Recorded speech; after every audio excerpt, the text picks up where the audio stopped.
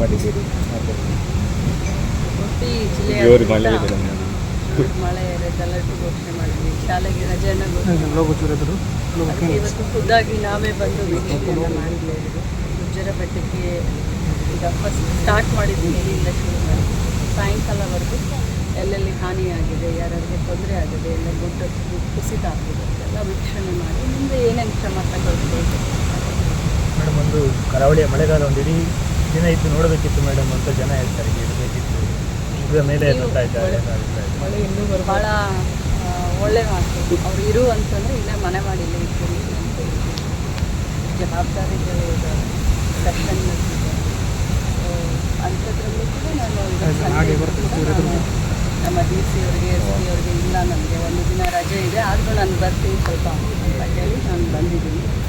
ಮಳೆಯ ಅವಾಂತರ ಏನು ನಡೀತಾ ಇದೆ, ಇದು ಎಲ್ಲೂ ಏನೂ ಯಾರಿಗೂ ತೊಂದರೆ ಆಗಬಾರ್ದು, ಪ್ರಾಣ ಹಾನಿಗಳಾಗಬಾರ್ದು ಅನ್ನೋ ಮುನ್ನೆಚ್ಚರಿಕೆಯನ್ನು ನಾವು ತಗೊಳ್ತೀವಿ. ಅಧಿಕಾರಿಗಳಿಂದ ತಿಳ್ಕೊಂಡ ಮಾಹಿತಿ ಪ್ರಕಾರ ಏನೆಲ್ಲ ಹಾನಿಯಾಗಿದೆ ಅಂತ ಮಾಹಿತಿ ಈಗಾಗಲೇ ನಮ್ಮ ಅಧಿಕಾರಿಗಳು ನಾವು ಮುಂಚೆನೇ ಅಂದರೆ ನಮಗೆ ಏನು ತೊಂದರೆ ಆಗಬಾರ್ದು ಅಂತಲೇ ನಾವು ಸುಮಾರು ಕೆಲಸಗಳನ್ನು ಮುಂಚೆನೇ ಮಾಡ್ತೀವಿ. ನಾನು ಇದೊಂದು ಸುಮಾರು ಒಂದು 25 ದಿನ ಹಿಂದೆ ಬಂದು ನಾನು ಮೀಟಿಂಗನ್ನು ತೆಗೆದುಕೊಂಡು ಎಲ್ಲ ಜಿಲ್ಲಾ ಮಟ್ಟದ ಆಫೀಸರ್ಗಳ ಮೀಟಿಂಗನ್ನು ತೆಗೆದುಕೊಂಡು ಹೋದಾಗ ಫಾರೆಸ್ಟ್ ಡಿಪಾರ್ಟ್ಮೆಂಟ್ಗೆ ಕೆಲವು ಸೂಚನೆಗಳನ್ನ ಕೊಟ್ಟಿದ್ದೆ. ಎಲ್ಲಿ ಮರಗಳು ಬೀಳುವಂಥ ಪೊಸಿಷನ್ ಇದ್ದಾವೆ ತೆಗಿಬೇಕು ಅಂತ. ಅವರು ಸುಮಾರು 500-600ಕ್ಕಿಂತ ಜಾಸ್ತಿ ಮರಗಳನ್ನು ತೆಗೆದಿದ್ದಾರೆ. ಅದೇ ರೀತಿ ನಾನು ಹೆಸ್ಕಾಮ್ಗಳದ್ದು ನಾವು ಹೆಸ್ಕಾಮ್ ಅಂತೀವಿ, ಇಲ್ಲಿ ಮೆಸ್ಕಾಮ್ದವ್ರಿಗೆ ನಾನು ಸೂಚನೆಯನ್ನು ಕೊಟ್ಟಿದ್ದೆ. ಇಲ್ಲಿ ಕಂಬಗಳು ಬೀಳುವಂಥ ಅಥವಾ ಎಲ್ಲಿ ಸ್ಕೂಲ್ ಪಕ್ಕ ವೈರ್ಗಳೇನಾದರೂ ಜೋತಾಡ್ತಾ ಇತ್ತು ನೋಡಿ ಅಂತ. ಅವರು ಕೂಡ ಸುಮಾರು 500-600 ಕಂಬಗಳನ್ನು ಇದನ್ನು ಮಾಡಿದ್ದಾರೆ.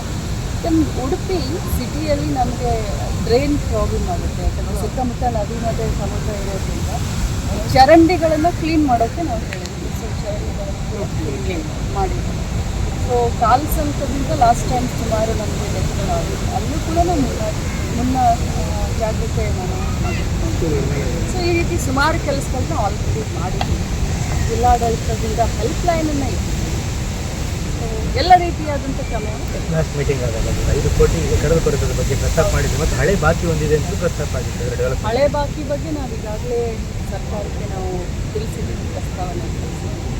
ಈಗ 5 ಕೋಟಿಯನ್ನು ತತ್ಕ್ಷಣಕ್ಕೆ ನಮಗೆ ಕೊಡಬೇಕು ಅಂತ ನಾವು ಮೊನ್ನೆ ಹೇಳಿದ್ವಿ.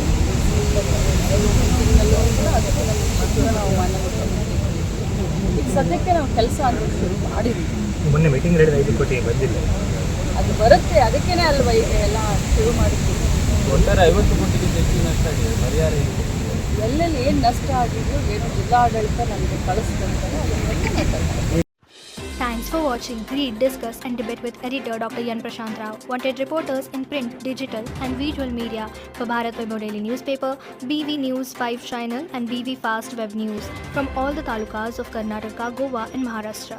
If interested, send your resume to 9019229369.